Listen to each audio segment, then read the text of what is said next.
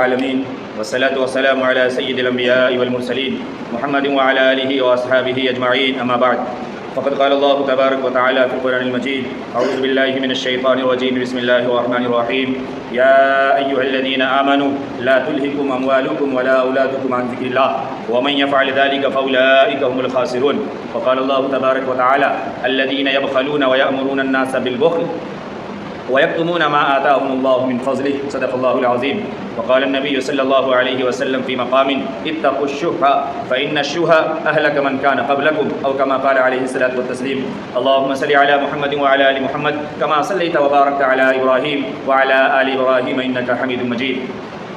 اللہ رب العزت کا بے پناہ شکر اور احسان ہے. اللہ رب العزت نے ہم تمام کو ایمان کی دولت سے سرفراز فرمایا. رب کریم نے ہم پر احسان کیا، انعام کیا. ہم تمام کو ایک بار پھر اپنے عظیم دن میں جمعہ کے دن جمعہ کی نماز ادا کرنے کے لیے اپنے بارگاہ میں آنے کی توفیق مرحمت فرمائی. اللہ رب العزت نے ہم تمام کو دنیا میں بے شمار نعمتوں سے نوازا اور بے شمار چیزیں عطا فرمائی. ہم خود کو ہی اگر دیکھ لیں تو سر سے پاؤں تک اللہ رب العزت نے سر کے بال سے لے کر پاؤں کے ناخن تک کتنی عظیم نعمتوں سے نوازا ہے اور کیسی کیسی نعمتوں سے نوازا ہے. اللہ رب العزت نے دنیا عطا فرمائی، دنیا کی تمام چیزیں عطا فرمائی. اللہ رب العزت نے جو کچھ دیا ان تمام کے بدلے میں اللہ نے کچھ نہیں مانگا. اللہ رب العزت نے یہ ضرور بتایا کہ ہم نے دنیا میں جو پیدا کیا ہے، یہ سب جو تمہیں عطا فرما دیا ہے، اس سب کا مقصد صرف یہ ہے کہ وما خلقت الجن والانس الا لیعبدون، کہ میری اطاعت کرو، میری فرما برداری کرو. تمام چیزیں ہم نے دی ہے اس لیے دی ہے کہ ان تمام کا استعمال جو ہو یہ میرے احکام کے مطابق ہو، یہ میرے فرمان کے مطابق ہو. جہاں تمہارے تمام نعمتوں کو، تمام انعامات کو جہاں پہ استعمال کرنے کی اجازت میں نے دی ہے وہاں استعمال کرو، اور جہاں استعمال کرنے کی اجازت میں نے نہیں دی ہے وہاں استعمال نہ کرو. اللہ نے جہاں پہ استعمال کرنے کے لیے کہا ہے اور جیسے استعمال کرنے کے لیے کہا ہے ان چیزوں کا کرنا اور اس جگہ پہ اپنے آپ کو لگانا، اپنی توانائی کو لگانا، اپنی صلاحیت کو لگانا، اپنے مال کو لگانا، اپنے اوقات کو لگانا، یہی حلال ہے اور یہی عبادت ہے. اور اللہ رب العزت نے جہاں جس جگہ جس کام سے منع کر دیا ہے اس جگہ پر اپنی کسی بھی طریقے کی کوششوں کو لگانا اور وہاں پہ اپنے مال کو خرچ کرنا، صحت اور جوانی کو لگانا، وقت کو لگانا، اسی کا نام حرام ہے اور یہی گناہ ہے. اللہ کے احکام کو مان کر کے ہم نے کام کر لیا تو پھر ہم متقی ہیں، تقوی والے ہیں. اور اگر ہم نے اللہ کے احکام کو مان کر کے نہیں مانا اور دوسرے راستے پر اگر ہم چل گئے تو پھر ہم باغی ہیں اور ہم گنہگار ہیں. اس بات کی ہمیں فکر ہونی چاہیے. اللہ رب العزت نے جہاں ہمیں بے شمار دولتوں سے اور بے شمار انعامات سے نوازا ہے وہاں پہ قرآن کریم میں خود مالک کریم نے دو نعمتوں کا خاص ذکر فرمایا اور فرمایا ساتھ میں کہ دیکھو یہ دو نعمتیں ایسی ہے کہ ان دو نعمتوں کی وجہ سے تم اللہ سے دور ہو سکتے ہو. یہ دو نعمتیں ایسی ہے جو تمہیں اللہ سے دور کر دے گی.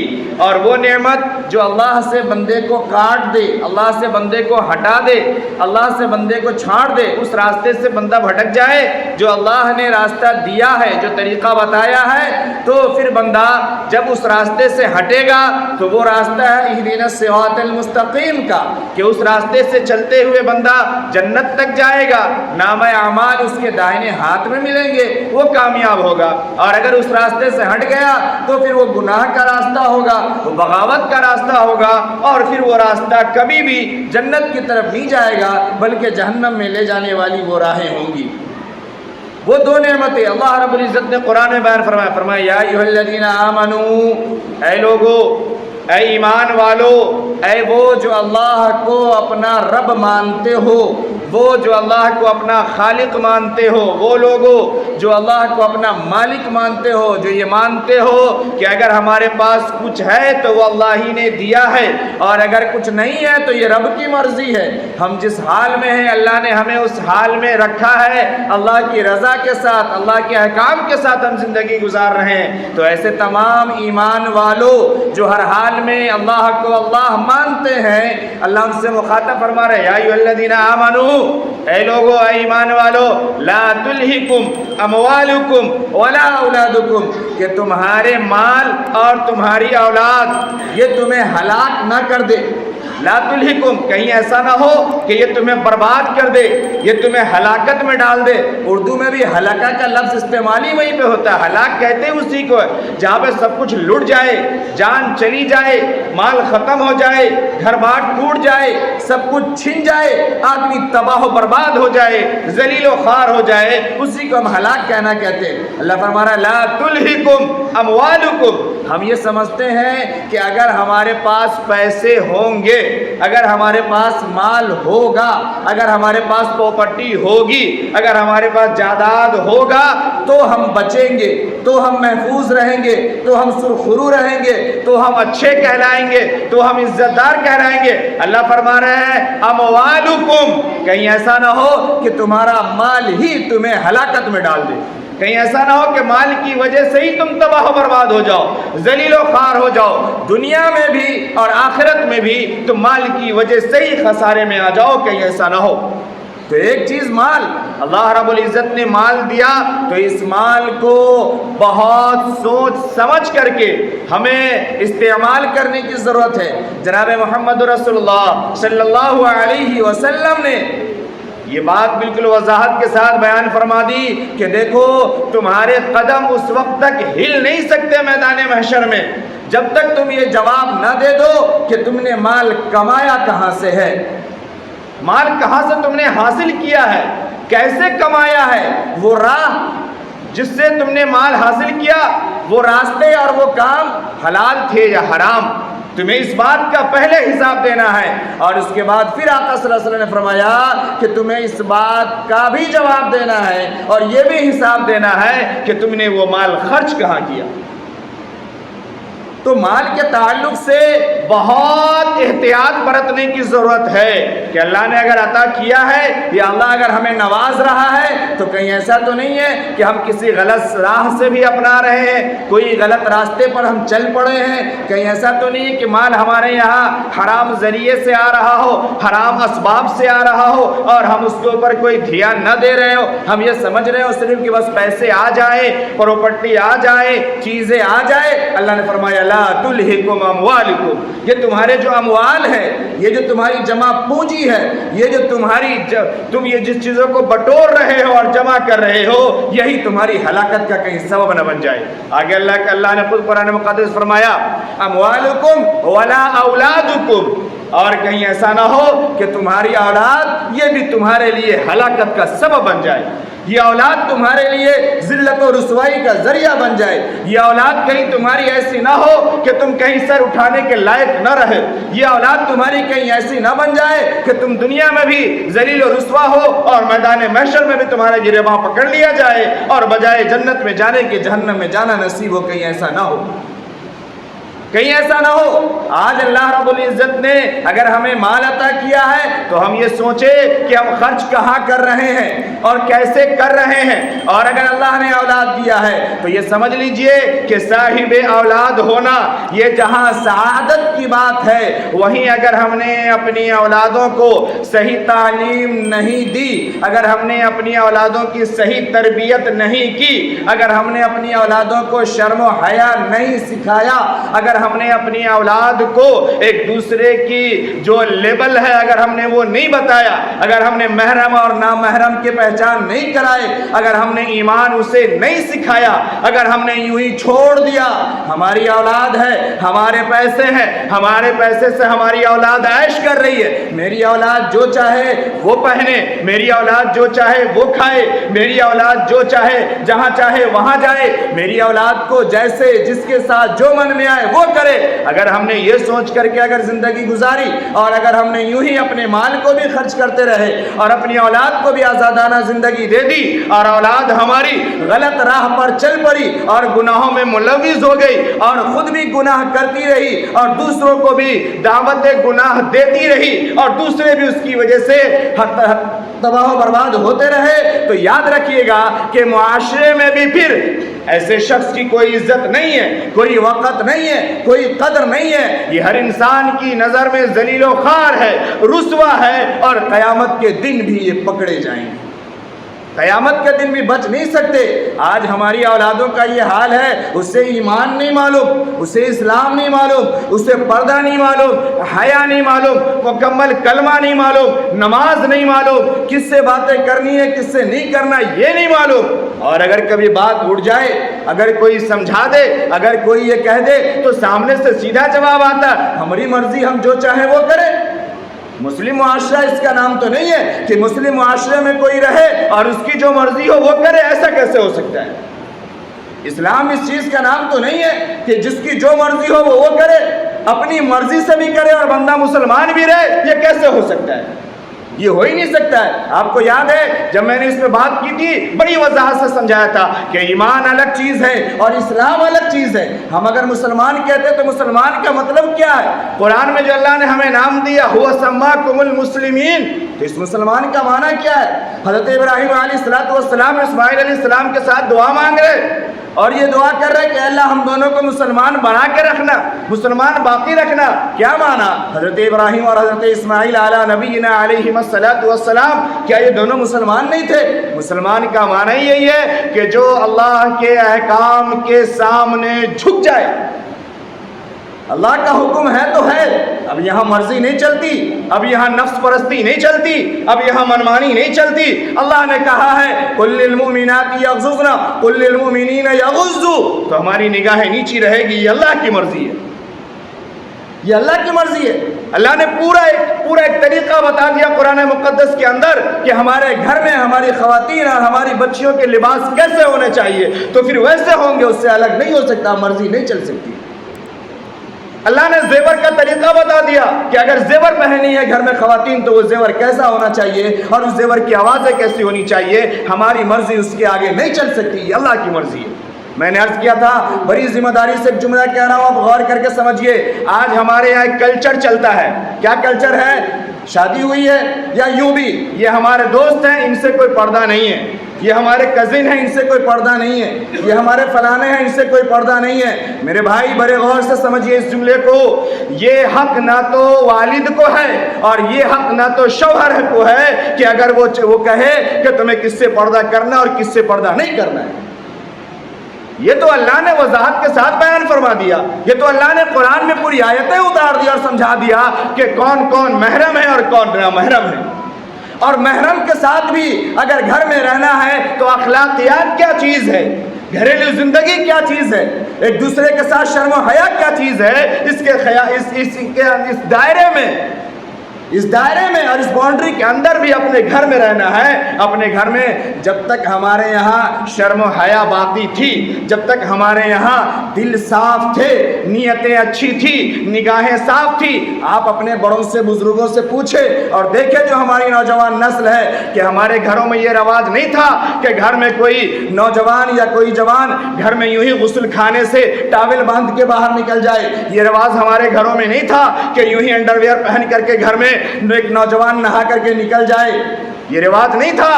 جب ہم نے غیروں کو اپنانا شروع کیا اور جب بے حیائی ہمارے اندر آئی، جب ہم نے ان چھوٹی چھوٹی چیزوں کو سمجھا کہ ہم تو گھر میں ہیں، یہ تو ہماری بیوی ہے، یہ تو ہمارے بچے ہیں، یہ تو ہمارے اپنے ہیں، پھر شرم و حیا اتنی دور نکل گئی کہ آج ہر جگہ ہر کام کرنا آسان ہو گیا. تو یہ اولاد اگر اللہ نے اولاد کی نعمت سے نوازا ہے تو اس پہ شکر بھی کرے، اس پہ شکر بھی کریں. سعادت مندی اگر ملی ہے تو پھر اس سعادت مندی پر اللہ کے احکام کو پورا کریں اور اپنی اولاد کو رہتے اپنی زندگی میں مہذب بنائیں، دیندار بنائیں، ایماندار بنائیں، حیادار بنائیں، پردے دار بنائیں، سلیقے والا بنائیں، تاکہ آپ کی موجودگی میں بھی یہ اولادیں نیک عمل کرے اور آپ کے مرنے کے بعد بھی یہ اولاد صدقہ جاریہ ہو. ورنہ یہی وہ اولاد ہے. آج پہلے اللہ نے پہلے مال کا ذکر کیا. آج جس کے پاس مال ہے آپ دیکھ لیجئے ان کی اولادوں کو, انہیں کوئی ہاتھ پکڑنے والا نہیں ہے. اسے جو من میں آئے گا وہ کھائے, جو من میں آئے وہ پیے, جو جیسا من میں آئے ویسا کرے. آپ روکنے والے ہوتے کون ہیں؟ یہ مسلم معاشرہ نہیں ہے. میں بار بار کہہ رہا ہوں, میں نے نوجوانوں بار بار یہ عرض کیا کہ آپ اپنے اندر یونٹی بنائیے, اتفاق پیدا کیجئے, اتحاد پیدا کیجئے, ورنہ یہ پوری کی پوری ہماری نسل اور پورا کا پورا ہمارا معاشرہ یہ آج جو گناہوں میں بڑی دور تک نکل چکا ہے, بڑی دور تک. آپ اگر فیصد نکالیں تو دماغ آپ کا حیران ہو جائے گا, اور آپ سمجھ نہیں پائیں گے کہ ہماری نسل اتنی دور تک جا چکی ہے, اور اتنے قسم کے گناہ ہمارے گھروں میں ہماری نظر کے سامنے پل رہا ہے اور پنپ رہا ہے, اور ہم دیکھنے والے نہیں ہیں. اس میں آپ کام کریں, سمجھیں. اور جب یہ ہوا کہ مال بھی ملا, اولاد بھی ملی, اور پھر ہم دونوں میں پھنس گئے, پھر یہ ہوا کہ ہم نے اللہ کے تمام احکام کو چھوڑ دیا. عن ذکر اللہ, اللہ کے ذکر سے. ذکر کا معنی احکام بھی ہے. ذکر کا معنی صرف تسبیح پڑھنا تھوڑی ہے. ذکر کا معنی صرف سبحان اللہ کرنا تھوڑی ہے. اللہ نے جو پورا ایک سسٹم بنا کر کے دیا ہے, پوری نظام حیات ہمارے سامنے ہے, مکمل ضابطۂ حیات ہمارے سامنے ہے, ان سب کا نام ذکر ہے. ہم نے اس کو چھوڑ دیا. اللہ نے فرمایا وَمَن يَفْعَلْ ذَلِكَ فَأُولَٰئِكَ هُمُ الْخَاسِرُونَ. اللہ نے ایوارڈ دے دیا کہ جو اپنے مال کو یہ کہے کہ ہمارا من ہم جیسے چاہے استعمال کرے, اپنی اولاد کو چھوڑ دے. ہماری اولاد ہے, جس کے ساتھ آئے, جس کے ساتھ جائے, جو من میں آئے کرے, جو کہے گا سامنے والا کہے گا اس کو جواب دے دیں گے. ہماری بچی ہے کچھ بھی کرے, میرا بچہ ہے کچھ بھی کرے, آپ کو کیوں تکلیف ہوتی ہے, یہ کہہ کے اگر جواب دے کے نکل جاتا ہے, محلے کو بھی خراب کرتا ہے, معاشرے کو بھی خراب کرتا ہے.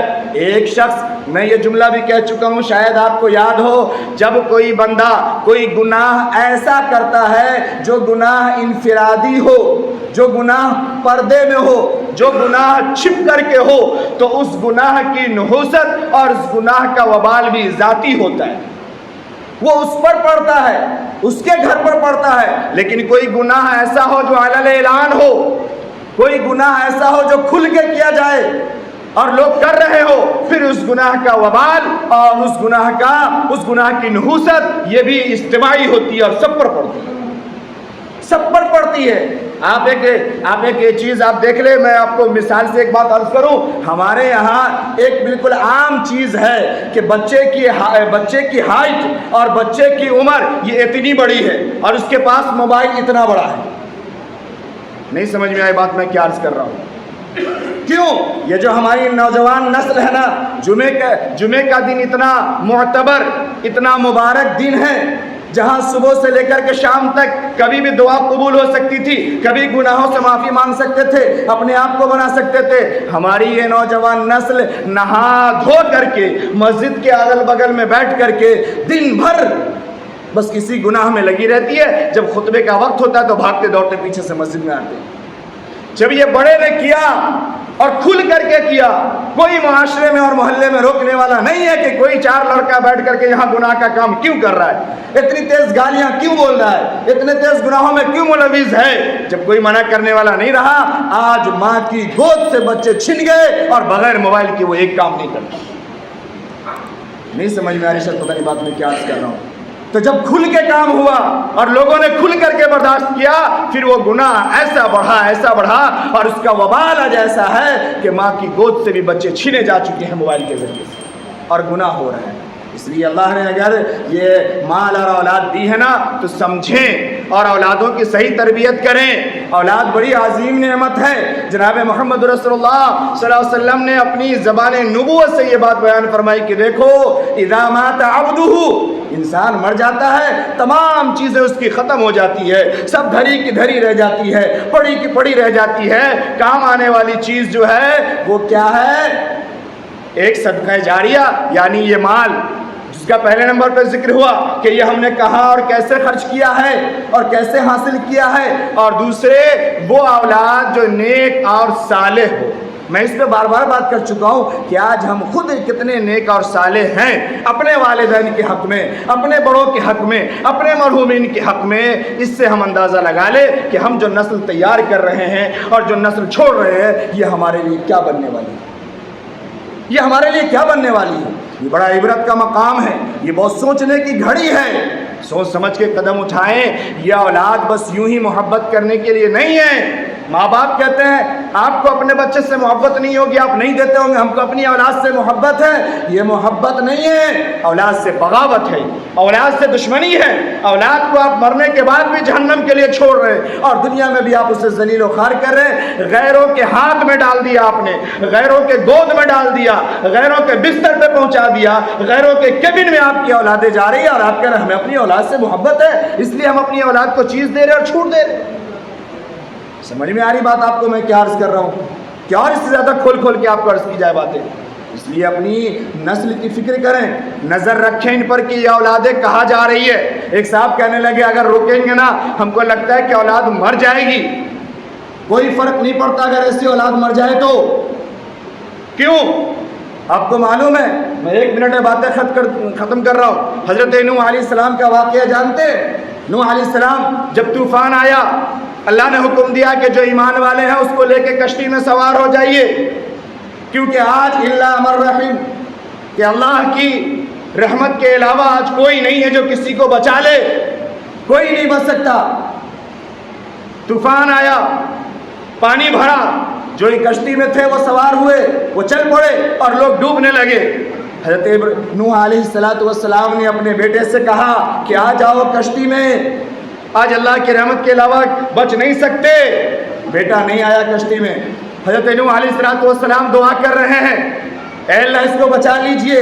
ان ابنی من اہلک، اے اللہ یہ میرے اہل میں سے ہے، یہ میرے گھر میں سے ہے، یہ میرا خاندان ہے، یہ میری اولاد ہے، یہ میرا بیٹا ہے، اے اللہ اسے بچا لیجئے. اللہ رب العزت نے کیا جواب دیا؟ انہ لیس من اہلک، کہ یہ تمہارا اہل نہیں ہو سکتا، یہ تمہاری اولاد نہیں ہو سکتی. کیا معنی اس کا؟ کیا نوح علیہ السلام کی زوجہ نے نوح علیہ السلام کی موجودگی میں کوئی غلط حرکت کی تھی؟ کیا یہ معنی؟ نہیں. اللہ نے وضاحت کے ساتھ آگے بیان فرمایا، جملہ سمجھئے، فرمایا انہ لیس من اہلک انہ عمل غیر صالح، کیونکہ اس کا جو عمل ہے وہ درست نہیں ہے، اس کے جو اعمال ہیں وہ صحیح نہیں ہے، اس کے جو اعمال ہیں، اس کی جو کرتوت ہے یہ اللہ کے احکام کے مطابق نہیں ہے. اور جس کی زندگی اللہ کے احکام کے مطابق نہ ہو، اللہ کے راستے پر نہیں ہو، اس کا دنیا کے رشتے سے کوئی فرق نہیں پڑتا. فَإِذَا نُفِخَ فِي الصُّورِ فَلَا أَنْسَابَ بَيْنَهُمْ، جب سور پھونکا جائے گا، قیامت کا میدان قائم ہوگا، دنیا ختم ہوگی، کوئی رشتہ داری کام نہیں آئے گی، اپنے اپنے اعمال کا حساب دینا پڑے گا. اس لیے اللہ نے مال عطا کیا ہے تو ہم مال کو سمجھیں کہ کہاں خرچ کرنا ہے. ایک تو کمانے پر ہم صحیح نظر رکھیں کہ کہاں سے ہم کما رہے ہیں. مال کے تعلق سے ایک آیت کا صرف ترجمہ کر دوں. گزشتہ ہفتے میں نے ایک بات کی تھی اور بات جہاں سے ختم کی تھی وہ بات ختم کر رہا ہوں. میں نے عرض کیا تھا نا کہ جب دنیا ختم ہوئی، جب میری زندگی ختم ہوگی، جب ہمارے اور آپ کی آنکھیں بند ہو جائے گی، سب ختم ہو جائے گا، کچھ بھی نہیں رکے گا. صبح ہوگی، شام ہوگی، لوگ کھائیں گے پیئیں گے. آپ نے دیکھا کہ نہیں دیکھا؟ جنازہ سامنے ہوتا ہے، لوگ بیٹھے ہنسی مذاق کر رہے ہوتے ہیں، دیکھا کہ نہیں دیکھا؟ قبر پہ لوگ سرحانے میں کھڑے ہوتے ہیں، میت کو ڈالا جا رہا ہوتا ہے، دوسرے لوگ ہنسی مذاق کر رہے ہوتے ہیں. یہ سب دیکھیں کہ پریکٹیکل بات ہے کہ نہیں ہے؟ کوئی فرق نہیں پڑتا، کچھ نہیں ہوتا، یہ سب سے سب ختم ہو جائے گا. اور اس کے بعد جب ہماری حقیقی زندگی شروع ہوگی، قرآن میں ہے، اللہ رب العزت فرماتے ہیں کہ جب وہاں حساب و کتاب کا معاملہ شروع ہوگا نا قبر میں، قبر سے جب معاملات اور آخرت کی زندگی نظر آئے گی، بالکل اندھیرا ہی اندھیرا اور مصیبت ہی مصیبت. پھر بندہ کہے گا ربی لولا اخرتنی الی اجل قریب، اے اللہ بس تھوڑی سی مدت کے لیے، ذرا سی دیر کے لیے مجھے لوٹا دیں، قریب مدت کے لیے. کہتے ہیں بھائی چلا چابی دے دے، ترنت آ رہے، بس یہیں تک جا رہے، کلپنا سے آ رہے ہیں، بس گئے، بس ابھی آگے ترنت، بس کہیں نہیں جا رہے ہیں. بات سمجھ میں آ رہا ہے؟ ایک دم قریب. پر بندہ کہے گا اللہ بس تھوڑی سی دیر کے لیے بھی لوٹا دیجئے، الی اجل قریب، بس تھوڑی سی مہلت دے دیجئے. اور آگے بندہ ایک اور خواہش ظاہر کرے گا. وہ خواہش کیا ہے؟ بڑے غور سے سمجھیے. اس کے بعد جو میں ایک آیت پڑھا تھا، دونوں کا ترجمہ کر کے بات ختم کر رہا ہوں. فرمایا دعا کہے گا ربی لولا اخرتنی الی اجل قریب، اللہ تھوڑی دیر کے لیے صحیح لوٹا دیجئے نا، بس ذرا سی مہلت، 1 دن کی مہلت دے دیجئے، چلیے 1 گھنٹے کی دے دیجئے، کم سے کم جو پن نمبر کسی کو نہیں بتائے وہ اسی پن سے کچھ کر کے آ جائے. ایم پن ہم ہی کو معلوم ہے، ٹی ایم پن ہم ہی کو معلوم ہے، بس چیک پڑا ہوا تو 4 سائن کم سے کم کر لیں، تھوڑی دیر کی مہلت دے دیجئے. آگے فرمائے گا فَأَصَّدَّقَ، تھوڑی دیر کی مہلت دے دیجئے، اس لیے مہلت دے دیجئے فَأَصَّدَّقَ، تاکہ میں اپنے مال کا صدقہ کر کے آ جاؤں۔ بات سمجھ میں نہیں آئی؟ آج جس مال کے لیے ہم راتوں دن لگے ہیں اور جمع کر رہے ہیں اور کوششیں کر رہے ہیں کہ یہ سب میرا ہو جائے، آنکھ بند ہوتے ہی سب سے پہلے خواہش جو ہوگی اور رب کے سامنے جو سب سے پہلے عرضی ہوگی وہ یہی ہوگی الی اجل قریب، تھوڑی سی مہلت دے دیجئے فَأَصَّدَّقَ، تاکہ میں سب کو صدقہ کر کے آ جاؤں، تاکہ سب کو میں آپ کے راہ میں دے دوں، تاکہ میں سب کو قربان کر دوں۔ کیونکہ صدقہ کے جو فضائل ہیں اور صدقے کی جو اہمیت ہے اور صدقے کے جو ثمرات ہیں نا، یہ بندے کو نظر آ رہے ہوں گے۔ وہاں دکھائی دے رہا ہوگا کہ 1 روپے کے بدلے کیا مل رہا ہے، 1 بوری سیمنٹ کے بدلے میں کیا مل رہا ہے، 1 ٹیلر اینٹا کے بدلے میں کیا مل رہا ہے، غریب کو کچھ کھلائے ہیں تو کیا مل رہا ہے، یہ وہاں نظر آ رہا ہوگا۔ تو بندہ خواہش کرے گا کہ اللہ کو تھوڑی سی مہلت دے دیجیے کہ کر کے آ جائیں۔ اللہ نے فرمایا الذین یبخلون ویامرون الناس بالبخل، کہ جو شخص خود بھی بخل کرتا ہے، خود بھی کنجوسی کرتا ہے اور دوسروں کو بھی کنجوسی کرنے کا سکھاتا ہے، دوسروں کو بھی بخل سکھاتا ہے، گناہ کے راستے میں نہیں روکتا، صحیح راستے میں روکتا ہے، مت خرچہ کرو۔ وَيَكْتُمُونَ مَا آتَاهُمُ اللَّهُ مِنْ فَضْلِهِ، اللہ نے دیا ہے، اللہ نے عطا کیا ہے، اس کو چھپا چھپا کے رکھتا ہے، بینک میں رکھتا ہے، الماری میں رکھتا ہے، یہاں رکھتا ہے، وہاں رکھتا ہے، چھپا چھپا کے۔ اللہ فرما رہے، میں نہیں کہہ رہا، وَيَكْتُمُونَ مَا آتَاهُمُ اللَّهُ مِنْ فَضْلِهِ، اللہ نے عطا کیا وہی، اس کو چھپا چھپا کے رکھتے ہیں۔ خرچ ہمارے پاس ہے کہاں، ابھی تو 3 مہینے سے سیلری نہیں ملی ہے، کیا بات کر رہے ہیں، جو کچھ تھا وہ تو وہ فلانے کام میں ہمارا چلا گیا، جبکہ ویسا کتنا کام ابھی بندہ کر سکتا اگر الماری کھول لے تو۔ اللہ فرمایا وَيَكْتُمُونَ مَا آتَاهُمُ اللَّهُ مِنْ فَضْلِهِ، جو ایسا کرتا ہے اللہ اس کو پسند نہیں فرماتے ہیں، اللہ اس سے راضی نہیں ہوتے ہیں۔ میرے محترم بزرگ اور دوستو، اپنے مال کی اور اپنے اولاد کی صحیح تربیت کریں اور صحیح جگہ پر استعمال کریں اور صحیح بنائیں۔ اب میں یہ باتیں عرض کر دی، موقع آپ کے پاس ہے، آپ چاہیں خوب دل کھول کر کے حصہ لیجئے، اوپر کے کام کو پورا کروائیے، تاکہ آنکھ بند ہونے کے بعد آپ کو یہ افسوس نہ ہو، یہ آنکھ بند ہونے کے بعد آپ کو یہ کہنا نہ پڑے اللہ مہلت دے دے تاکہ میں اوپر کا کام کروا کے آ جاؤں، ویسی کتنی مسجدیں بنوا سکتا ہوں، اتنا پیسہ میرے پاس ہے، اب مہلت دے دے، یہ کہنے کی نوبت نہ آئے۔ اس لیے ابھی موقع ہے، کام کر لیجئے، اللہ کے راستے میں خرچ کر لیجئے، اپنی اولاد کی اور اپنے جان و مال کی اللہ کے راستے پر صحیح تربیت کرے، جن کی سنت باقی ہے وہ ادا کر لیجئے۔